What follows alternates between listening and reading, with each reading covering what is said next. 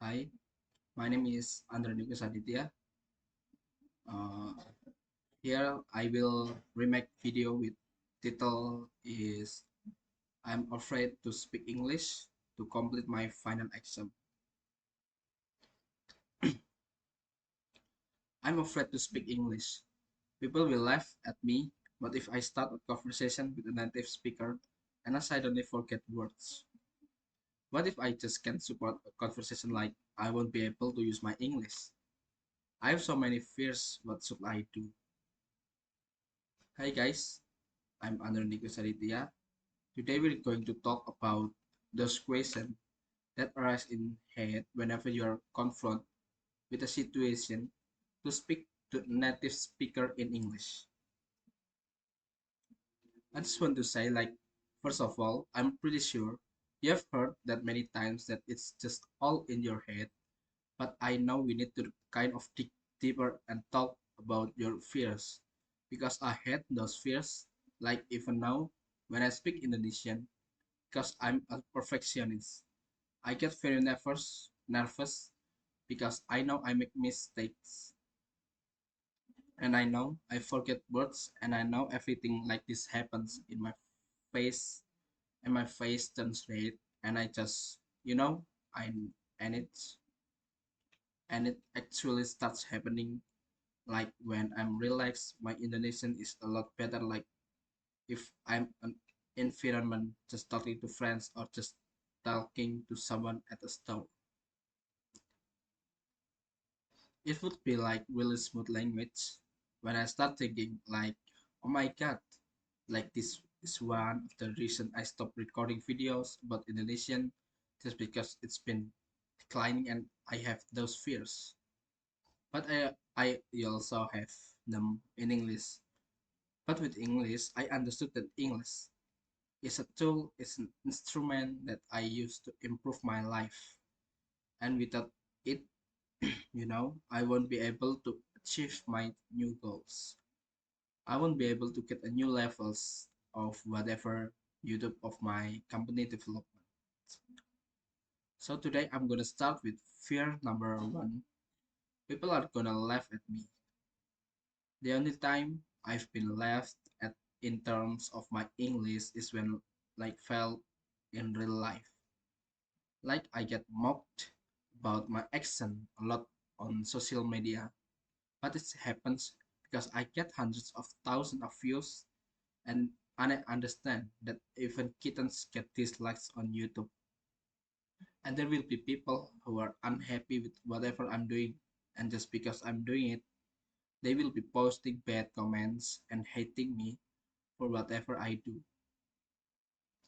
But I also understand sometimes it's actually good to have that feedback because people tell me, hey, that was wrong. That phrase wasn't correct, but they are not laughing at me. They are telling me how to improve, and I accept that with gratitude. Soon the only time I've been laughed at actually happened when I was talking to my friend and I told him I was so hooked up with this person. Like I wanted to say that we're really connected with a person, but I used a phrasal verb to hook up with someone and it actually means have a sexual relationship and this not what it was. Not what I mean. Another time I happened recently on Instagram. I came to a butcher store and I post a story that I miss his meat and meat in American conversational English when you say I miss his meat means I miss his penis.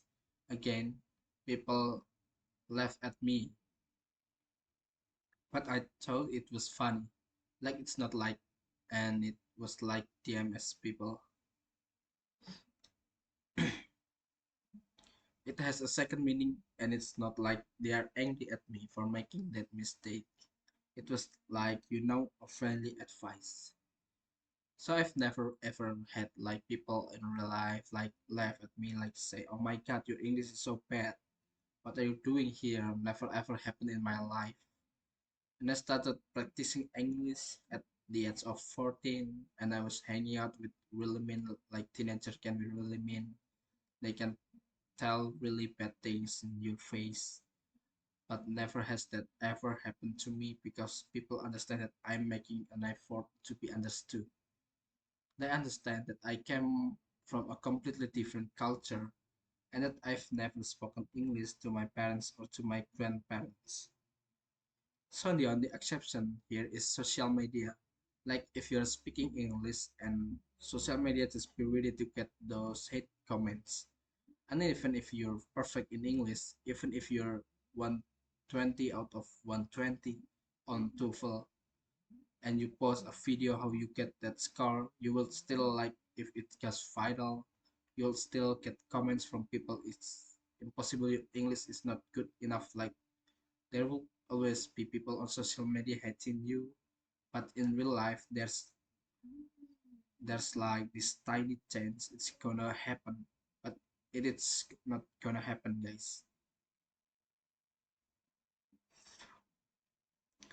Native speakers, especially Americans, especially British people, are very friendly. In real life, people who I meet, people who I talked to in English, even when I was intermediate, they were really friendly and really supportive. So it's all our heads, and I think if you have this fear in English, like people who will laugh at you, you probably have it in other aspect of your life. So it's just another reason for you to sit down with yourself and think about like I don't have to be liked by everyone. And again, I'm a person who has this feeling all the time. I want to be liked by everyone. I want it. I'm fighting this like once I start my channel, I realized I can't be liked by everyone, but it was really hurting me every time I read something negative about myself. And it took me a while to understand and to realize that my goal is to use my talent, is to grow as an entrepreneur, YouTuber, whatever, as a daughter, and do the best that I can. What other people think about me, it's other people' business. They have their own understanding of reality. They have their own experience. Maybe they just have a bad day, but it doesn't have anything to do with me. And if you want to dig deeper in this problem, I really advise you to read book The Courage to be Disliked. It's like one of those books that I started reading last year. I think last year I had this I don't know personality crisis, but I was like I don't want to do this. I don't want to do it. I'm afraid to do this because people will comment and they will be unhappy with what I do. And I started to just doing a lot of psychological research and I started doing reading a lot of books and that was one of the books that really helped me. Like it just talks about how you can't control other people's emotion, you can't control what they think of you. What you have to do is focus on what you can do the best. Is focus on your goals and start and achieve them. Another thing I could recommend was the one on Netflix. It talks just about this woman entrepreneur who's little ruthless, and she's not like a role model that I want you to follow, but it just talks about like how she deals with all the problems that arise. When I was thinking like if I were at her place, I would have definitely given up, but she continued going. I really encourage you to read those books, to watch the one on Netflix, and to just read interviews related to this topic because this will help you in your real life in general, not just but English. Of course, you will realize that the majority of people won't laugh at you, and if they will, it is their problem, is not your problem. You're doing the best. You're practicing your English. You're putting effort into being understood by people who don't even speak your language and don't even make an effort to learn your language. Okay, psychology class is over. Let's move up to some practical advice regarding other things that you can do so there is another fear. What if the conversation gets too complicated and I won't be able to support it? I also get these fears, like, for example, again, I can really relate to this English right now because my language is pretty, I would say, pretty advanced to talk about all kinds of topics.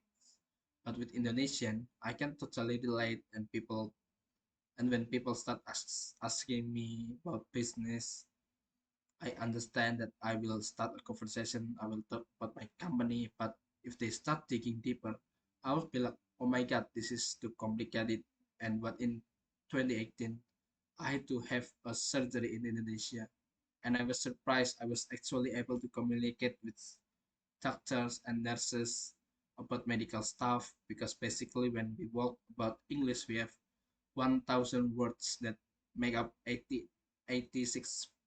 of the conversation, and what you really need to know if you know those 1,000 words.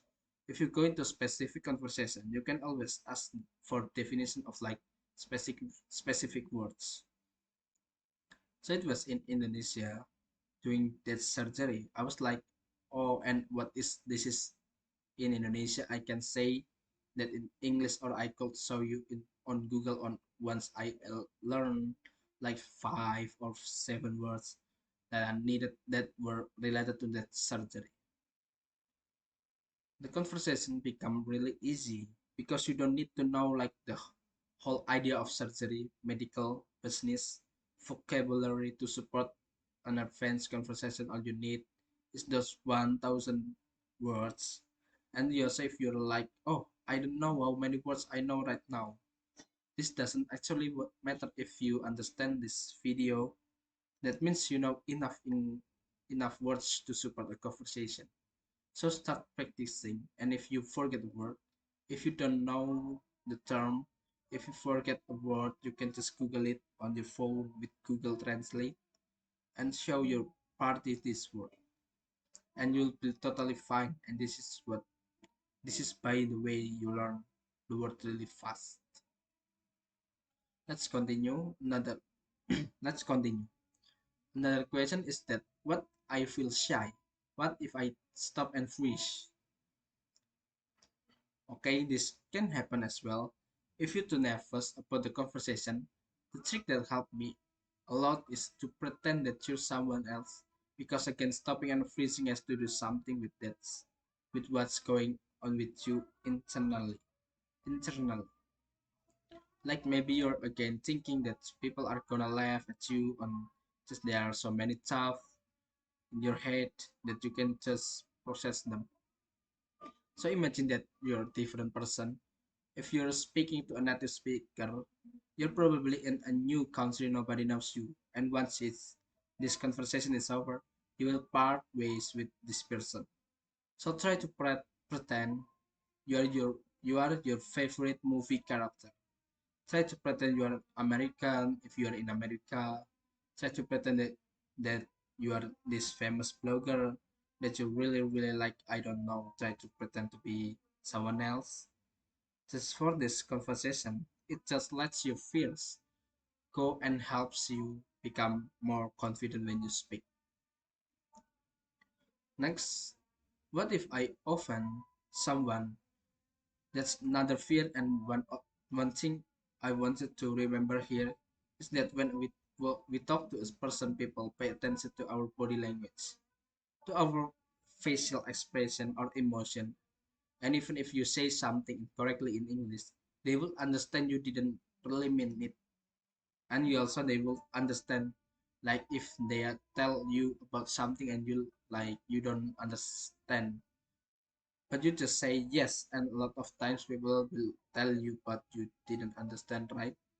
And they will explain in another way. It's okay to say I didn't mean that, sorry. Was that offensive because my English is not good enough? It's okay. But if you're smiling, if you are open, then people will understand 100% that you didn't mean to offend them. That I was like, oh my god, I'm sorry. That is something that we're used to used to in our culture or mixed up the word people would understand. Now let's wrap up this video with a couple of tips. If you have an important conversation English coming up, maybe you have an interview with a university, the worst mistake that you can do is you actually overthink. It makes sense to prepare. Tell yourself, okay, I'm nervous about this conversation. I'm gonna have an English. It is fine. I understand that I'm nervous because it's an important conversation. I understand that my English is maybe not good enough and I haven't practiced a lot, but I'm gonna do it anyways. I'm gonna use this conversation as practice, and after the conversation, I'm gonna sit down and think what was good and what was bad. I was really bad at like analyzing things afterwards because I'm this perfectionist. And when I shoot a video, I don't want to see it. I don't want to see it just because I understand I could have done better. And this is an endless process, but I actually taught myself to look at numbers. I taught myself to actually sit down and think what I did wrong and what could be done better, and helps a lot with your progression. So after the conversation, sit down with yourself and think, did I do everything I could do? And if not, just have some tips for yourself for the next conversation. And I have this note in my iPhone where I just put in things that I could do better in my videos. And I have those tips that I was like look at before an important video, and just remind myself that I make those mistakes. It's okay, it's good that I know about them, and I'm gonna be better in the next video. The next tips, do it until it feels normal. Just keep having those conversations in English. Keep being shy. Keep being nervous at some stage. You're gonna be tired of it, especially if you're in English speaking country or if you're applying to universities. Like I have a lot of people here in the US who are applying in the universities, mostly children of friends of my friends. Oh my god, I'm so old. But they are applying to like 24 college at once, and interview number 10, you just get tired of it, and you just get used to it, and you don't feel nervous anymore. So keep doing. Also adopt the crowd mindset, something we've already talked about. Like I'm bad at speaking at English, my accent not good enough yet, but I'm using this as a way to practice, and I'm using this exact conversation as my way to improve. Life is simple. We often complicate so many things. We tend to think that this meeting is game changer. It is not. You can always do another meetings. There's so many people in the world. There's so many opportunities, and if you don't get any results from upcoming conversation, doesn't matter. You can do a lot more conversations. The most important thing is that you have yourself. You have your time. You have your brain that helps you speak English. Like, don't create problem for yourself. Enjoy life. We have only one life, and I want you to go ahead and enjoy it.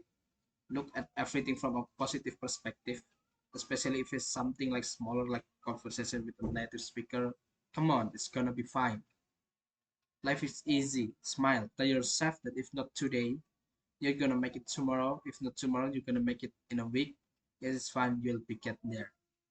Thank you guys so much for watching this video. My name is Andronikus Aditya. Thank you.